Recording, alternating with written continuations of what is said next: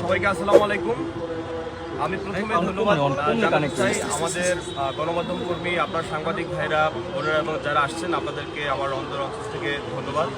আমি সেই সাথে ধন্যবাদ জানাতে চাই আমার এই দুর্দিনে বৈষম্যবিরোধী ছাত্র আন্দোলনের পটুয়াখালী জেলার আমার ভাই বোনেরা এবং অন্যান্য দলমত নির্বিশেষে যারা আছেন সবাইকে ধন্যবাদ জানাই।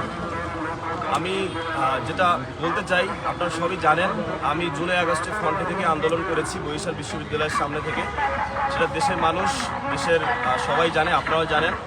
এবং সর্বশেষ আমি ধানমন্ডি 32-এ বুলডোজারের উপরে উঠে, ট্রাকের উপরে উঠেও আমি স্লোগান দিয়েছি।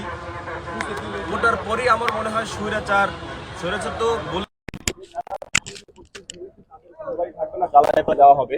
তো ধানমন্ডি 32-এর পরেই আমার বাড়ি, এটাই মনে হয় প্রথম তাদের প্রতিশোধ জ্বালায় পোড়ায় দেওয়া। আমি দেশের জন্য কথা বলেছি, দেশের মানুষের জন্য কথা বলেছি, বাংলাদেশের জন্য কথা বলেছি, বাংলাদেশের মানুষের পক্ষে কথা বলছি এবং বলে যাব ইনশাল্লাহ। যার সূত্র ধরে এই স্বৈরাচার পালিয়ে গিয়েও স্বৈরাচারের বিষ দাঁত দিয়ে কামড় দিয়ে আমার এত বড় একটা বাড়ি এক নিমিষে ফিনিশ করে দিয়েছে। আমি ঢাকাতে ছিলাম, রাত 1:45 দিকে এভাবে আগুন লাগাই দেওয়া হয়। কোনো কেমিক্যাল ব্যবহার করে আগুন লাগাইয়া দেওয়া হয় বলে আমরা ধারণা করি, কারণ ফায়ার সার্ভিসকে ফোন দেওয়ার সাথে সাথে তারা চলে আসে, কিন্তু এসে কিছুই পায় নাই তারা। আপনারা ইতিমধ্যে ফুটেজ দেখেছেন, ভিডিও দেখেছেন, সবকিছু ভেনিশ হয়ে গেছে। এবং সবচেয়ে ভয়ঙ্কর বিষয় সেটা হচ্ছে তারা শুধু আমার ঘর বাড়ি জ্বালাই দিয়ে শেষ করতে চায়নি, তারা আমার পরিবারের মানুষজন মেরে ফেলতে চেয়েছিল।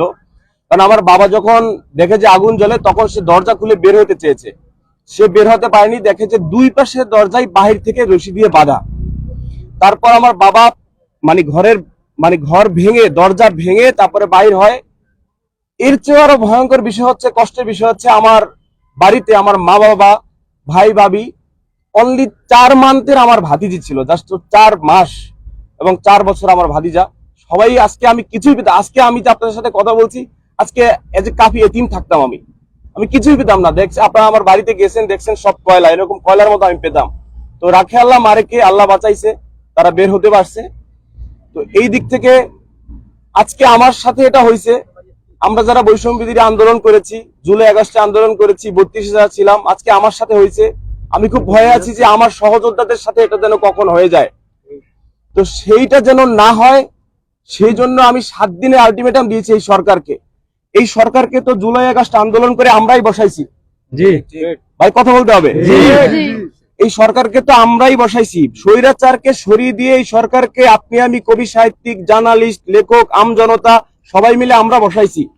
তা আমাদের তো নিরাপত্তার দরকার আছে। অবশ্যই আমরা যারা ফ্রন্টে থেকে আন্দোলন করেছি, আমাদেরকে তো টার্গেটে তারা রাখছেই। আজকে আমার ঘর বাড়ি ভেঙে ফেলছে, আমার খুব ভয় হয় আমার সহযোদ্ধার যেন কবে হয়ে যায়। সেই জন্য আজকে আমি পটুয়াখালী এসেছি, ডিসি সাহেবের সাথে কথা বলেছি, এসপি সাহেবের সাথে কথা বলেছি। তাদের সাথে কথা বলে অসম্ভব ভালো লেগেছে। তারা তাদের জায়গায় 100% শক্ত। তারা টিম গঠন করেছে, তদন্তের জন্য তারা লোক বের করে দিয়েছে।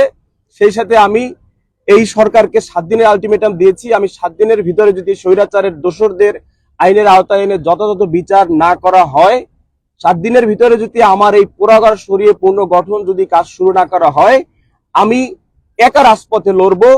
আমি একা রাজপথে লড়ার সাহস রাখি, বিকজ আমার তো কিছুই নাই। আমার ঘর বাড়ি শেষ, আমার বাবা মাকে মেরে ফেলার সিস্টেম তারা করেছিল, আমার তো কিছুই নাই। তো এই বিচার যদি আমি 7 দিনের ভিতরে না পাই, আমার পোড়া ঘর সরিয়ে যদি পুনর্গঠন কাজ শুরু না করা হয় 7 দিনের ভিতরে, একদিন অলরেডি চলে গেছে, আমি একা রাজপথে লড়বো। আমি বিশ্বাস করি আমার এই দুর্দিনে বৈষম্যবিরোধী ছাত্র আন্দোলনের ভাইয়েরা আমার পাশে থাকবে, দেশের বিপ্লবী মানুষ, ছাত্র জনতা আমার পাশে থাকবে, সাধারণ মানুষ আমার পাশে থাকবে, সমস্ত দলমত নির্বিশেষে বাংলাদেশের দেশপ্রেমিক আমার পাশে থাকবে ইনশাল্লাহ।